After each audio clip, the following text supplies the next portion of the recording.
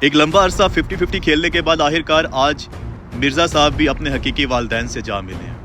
آج انہوں نے حقیقی معنوں میں ثابت کر دیا کہ وہ واقعی وہیں کی پیداوار ہے، کیونکہ جس طرح سے وہ فتوے لگا رہے ہیں عوام کے اوپر،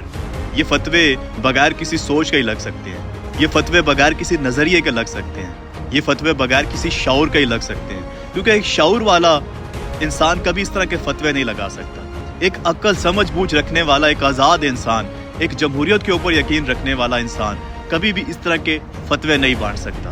مرزا صاحب نے کہہ دیا ہے کہ سوشل میڈیا کے اوپر جو کچھ بھی ہو رہا ہے یہ ڈیجیٹل دہشت گردی ہے۔ مرزا صاحب نے کہہ دیا کہ ادارے کے خلاف جتنی بھی تنقید کی جا رہی ہے یہ سارے منظم طریقے سے ایک ادارے کے پیچھے پڑ گئے ہوئے ہیں، یہ سارے کا سارا ایک فتنہ ہے، یہ پاکستان کا نظریاتی قتل ہے۔ مرزا صاحب نے یہ سارے فتوے لگا دیے ہیں۔ اس سے پہلے وہ لال ٹوپی والا یہ بتا چکا ہے کہ فوج کو گالی دینے والا یا فوج کے اوپر تنقید کرنے والا مرتد ہے، کافر ہے، مشرک ہے۔ مرزا صاحب کے مطابق فوج کے اوپر تنقید کرنے والے یا ان افسران کے اوپر تنقید کرنے والے فتنہ ہیں، سوشل میڈیا کے اوپر سوال کرنے والے یا ان ظالموں کا گریبان پکڑنے والے فتنہ ہیں۔ لیکن مرزا صاحب کے نزدیک وہ فتنہ نہیں ہے جو اس آئین کو توڑتے ہیں، وہ فتنہ نہیں ہے جو اس ملک کے قانون کو توڑتے ہیں، اور وہ فتنہ نہیں تھے جو آدھی رات کو دیواریں پھلانگ کے علامہ اقبال کی بہو کے گھر گھس گئے تھے، وہ فتنہ نہیں تھے جن کا ہاتھ ریحانہ ڈار کے گریبان تک پہنچ گیا تھا،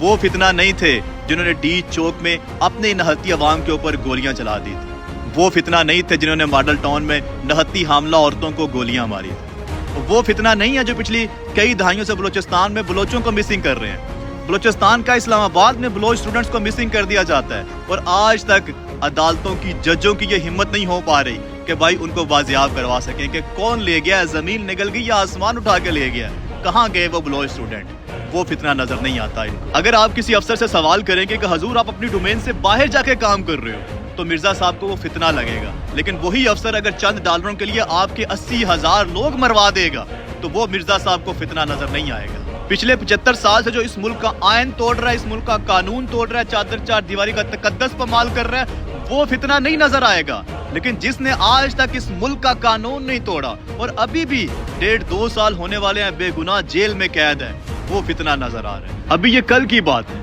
اس بندے کی بیوی امید سے تھی، اس کے اوپر پولیس نے تشدد کیا، اس کا مس کیریج ہو گیا۔ آپ مجھے بتائیں کہ اس بچے کا قاتل کون ہے؟ کیا یہاں پہ اس بچے کا قاتل آپ کو فتنہ نظر نہیں آتا؟ یا پھر اگر یہ کل کو سوال کریں گے، گریبان پکڑیں گے پولیس والوں کا یا ان حکمرانوں کا، تو پھر آپ کہیں گے کہ یہ فتنہ کر رہے ہیں۔ آپ کے گلی محلے شہر میں جب کسی کے ساتھ کوئی زیادتی ہو جاتی ہے تب آپ نہیں بولتے، لیکن جب جن کے ساتھ زیادتی ہوئی ہے، جب وہ اپنا حق مانگنے کے لیے، وہ حقوق مانگنے کے لیے، وہ انصاف مانگنے کے لیے احتجاج کرتے ہیں، تو آپ کہتے ہو کہ وہ فتنہ ہے۔